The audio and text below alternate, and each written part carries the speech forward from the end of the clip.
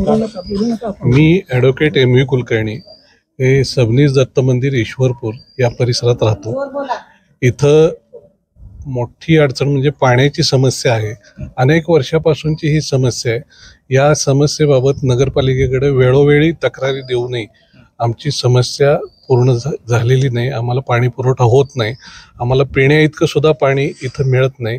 अनेक नुसतं हवा येते, 1-2 घागर कशी तरी भरली तर भरली, 1 किंवा 1.5 घागर पाणी भरतं आणि अनेकांच्या मोटारी पण या समस्येमुळे जळलेल्या आहेत।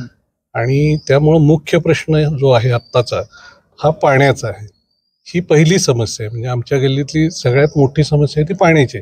पाणी पुरवठा होत नाही। दुसरी समस्या आमच्या लाईटचं व्होल्टेज जे आहे ते अत्यंत कमी असते, 160 पर्यंत येते। 245 आपल्याला लागतं, तर 160 पर्यंतच व्होल्टेज मिळतंय। त्यामुळे ती मोठी समस्या आहे। त्याबाबतही आम्ही पाठपुरावा करूनही आमच्या समस्येचं निवारण झालेलं नाही। MSEB कडनं त्याचा पाठपुरावा करूनही आम्हाला ही समस्या सॉल्व्ह झालेली नाही।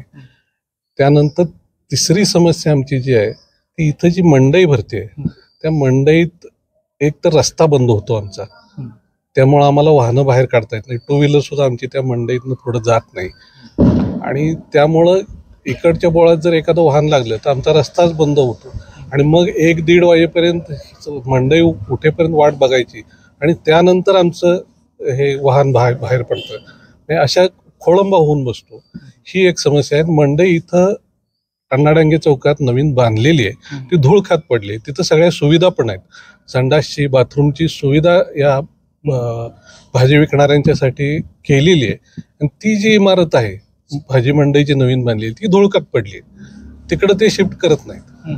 आणि इथं सुविधा नसताना इथंच हे जे लोक जे आहेत भाजी विक्रेते ते इथंच या बोळात येऊन लघवीला आणि ह्याला बसतात आणि ते सगळं घाणीचं साम्राज्य त्यामुळे होतं। आणि ह्या मंडईतला पाला जो आहे तो वेळेवर उचलला जात नाही, तो तिथंच गटारात पडून असतो, त्यामुळं घाणीचं साम्राज्य वाढतंय। आणखी कचऱ्याची समस्या आहे, या संपूर्ण गल्लीतला कचरा वेळेवर उचलला जात नाही, त्यामुळं गटार उपसलं तर ते तसंच 15 दिवस पडलेलं असते। पुन्हा निम्म त्यातलं उपसलेलं खाली परत गटारात पडतंय, त्यानंतर ते उचलायला येतात, तेवढं वरचं उचलून नेतात, पुन्हा आहे तसं घाणीचं साम्राज्य आहे तसं चालू। या भागात आता इलेक्शन निमित्त माणसं म्हणजे प्रचारात फिरत असतील, तुम्हाला आश्वासन दिलं असतील की आम्ही हे करेल ते करेल, हे दर आश्वासनं बऱ्याच वेळेला दिली पण पाळली गेली नाहीत। कारण ही अनेक वर्षापासूनची समस्या आहे, हे 2-4 वर्षातली समस्या नाही आहे पाणी ही। कारण ही जी पाईपलाईन जी या भागात घातलेली आहे ती 1985 साली बदललेली आहे, हे जवळ 40 वर्ष झाली। तेव्हापासून ह्या पाईपलाईनला पाणी येत नाही। वरचीवर आम्ही तक्रार करूनही पुरेसं पाणी येत नाही। पाईपलाईन पण लहान आहे, पण पूर्वी पुरेसं 1 अर्धा-पाऊण तास तरी पाणी येत होतं। पण सध्या पाणी जे येतंय ते 2 मिनिटं 3 मिनिटं पाणी येतं, कसं तरी अर्धी घागर भरली तर भरली, नाही तर नाही। आता तिथं महिलांचं असं म्हणणं आहे की आम्ही बहिष्कार घालणार, तुमचं पण म्हणणं आहे की बहिष्कार घालणार। आणि या गल्लीतल्या आम्ही हा जो परिसर आहे सबनीस दत्त मंदिराचा, या सर्वांनी आम्ही एकमतानं ठरवलेलं आहे की इथून पुढच्या नगरपालिकेच्याच नव्हे तर येणाऱ्या प्रत्येक, जोपर्यंत ह्या सुविधा उपलब्ध होत नाहीत तोपर्यंत येणाऱ्या प्रत्येक निवडणुकीवर, नगरपालिका असू दे, विधान परिषद असू दे, विधानसभा असू दे, लोकसभा असू दे, सगळ्याच निवडणुकीवर आम्ही एकमतानं बहिष्कार घालायचं ठरवलेलं आहे आणि ते सर्वजण लोक पाळतील असं आम्हाला खात्री आहे। हॅलो, नमस्कार, मी सुनीता अशोक जाधव, इस्लामपूर सबनीस दत्त मंदिर जवळून बोलते आहे। आता गेले 5 वर्ष झाली आमच्या गल्लीला पाणी नाही। पाण्याचा प्रश्न मोठा आहे। रस्ते असे आहेत, गटारी भरलेले आहेत, ते उपसून नेत नाहीत। काही म्हणजे मंडई भरलेली असती, मंडईतली घाण सगळी गटारातच टाकतात। सकाळी पाणी येत नाही, संध्याकाळी पाणी नाही, एक वेळा मोटर जळलेली आहे आमची। दिवाळीच्या टायमाला पाणी नाही, काय करायचं आम्ही? पाण्याचा मोठा प्रश्न आमच्याकडे आहे। तुम्हाला दिवाळीचे पाणी नव्हतं, त्या टायमाला तुम्ही काय केलं पाणी आणण्यासाठी? टँकर आणलं, टँकर शिवाय पर्यायच नव्हता ना।